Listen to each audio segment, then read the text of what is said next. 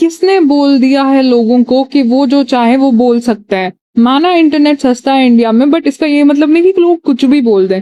Hello guys, welcome back to my channel. और मेरा ये आउटरीच शुरू हुआ है गौहर खान और जैद दरबार के एक इंटरव्यू की वजह से।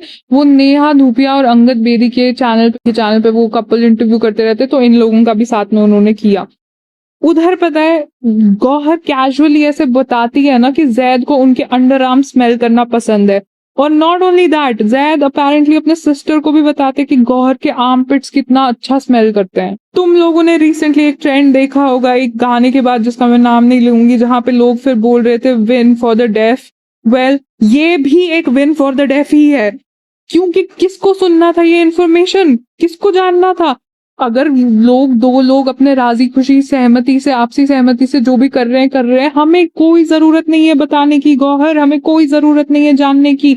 हमने कोई सब्सक्रिप्शन नहीं ले रखा है, वो भी exclusive content of your life पे, ठीक है?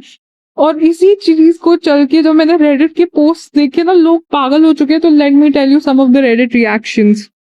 मोस्ट ऑफ द पीपल यही बोल रहे हैं कि ये इन्फॉर्मेशन अपने पास रखने में इनको कोई हार्म नहीं था, they could have kept it to themselves, हमें बताने की जरूरत नहीं। ये वाला जो मुझे बहुत पसंद है, we should all know less about each other. छ पर बड़ी ई की मात्रा छी, इट्स डिस्गस्टिंग। और बाकी सब भी मैं तुम्हारी स्क्रीन पे रख रही हूँ।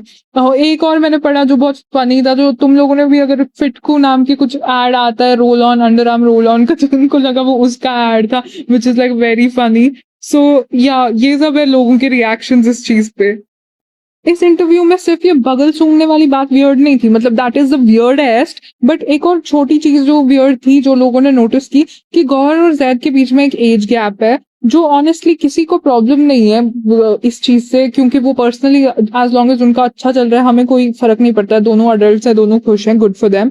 लेकिन पता नहीं क्यों इंटरव्यू में गौहर इस टॉपिक को लेकर काफी डिफेंसिव नजर आई।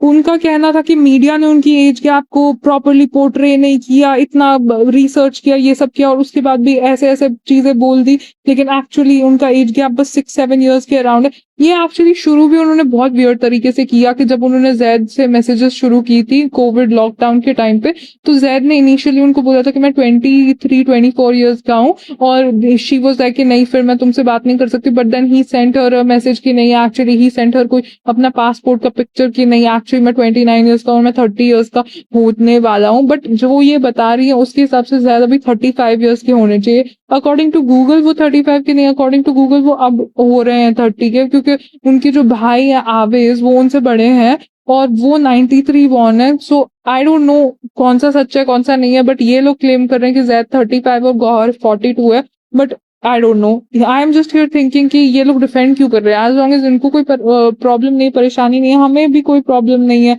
आप कॉन्फिडेंट रहो, हैप्पी रहो, तो ऑनेस्टली एक्सप्लेनेशन देने की कोई जरूरत नहीं है। लोग डिस्कस करते हैं ऑब्वियसली, बिकॉज सेलिब्रिटीज की पर्सनल लाइफ पब्लिक डिस्कशन का पार्ट तो बन जाती है, बट एक्चुअली इतना जस्टिफाई करना थोड़ा वियर्ड लगा। गौहर इस इंटरव्यू में टू बी ऑनेस्ट 4 लोग थे, नेहा, अंगद, जैद और गौहर। गौहर इतने एनर्जी, इतने एक्सप्रेशन, उसके हाथ हिल रहे हैं, उसके मतलब रिएक्शंस इतने ज्यादा एक्सप्रेसिव हैं, और सब कुछ इमोशंस वो पोर्ट्रे कर रही है। मीनवाइल जैद बहुत वो चिल डूड की तरह काम बैठा हुआ है, नॉनशलेंट एनर्जी से लेके थोड़े से जोक्स मार रहा है वो, यहाँ वहां, बट उतना ज्यादा ना वो इन्वॉल्व ना कुछ। ऐसे लग रहा था थोड़ा सा कि गौहर जो है ना, वो थोड़ा सोलो इंटरव्यू टाइप दे रही है, और बाकी लोग सपोर्टिंग कास्ट हैं। और टू बी ऑनेस्ट, हम सिर्फ गौहर को ये ब्लेम नहीं कर सकते, क्योंकि ये अंडर आर्म फेटिश वाली बात जो है, ये नेहा धूपिया ने पूछी थी। ऐसा नहीं है कि गौहर ने अपने से लाई। तो दोस्तों, आपका जीवन है, आपको जो बोलना है बोलो, आपको अपने रिलेशनशिप में जो करना है करो, लेकिन हमें नहीं जानना है ये सब चीजें। कुछ चीजें प्राइवेट लाइफ में रहना ही अच्छी लगती है, स्पेशली अंडर आर्म्स, बाजू, बगल जिसको बोलते हैं। तुम लोगों को इस पूरे इंटरव्यू के बारे में क्या लगा, मुझे अपना ओपिनियन कमेंट करके प्लीज जरूर बताना। और if you enjoyed the video, which I hardly believe you did, like, share and subscribe to the channel, and next video में मिलते हैं। होपफुली किसी और सेलिब्रिटी के किसी बॉडी पार्ट प्रेफरेंस को डिस्कस ना करना पड़े, होपफुली।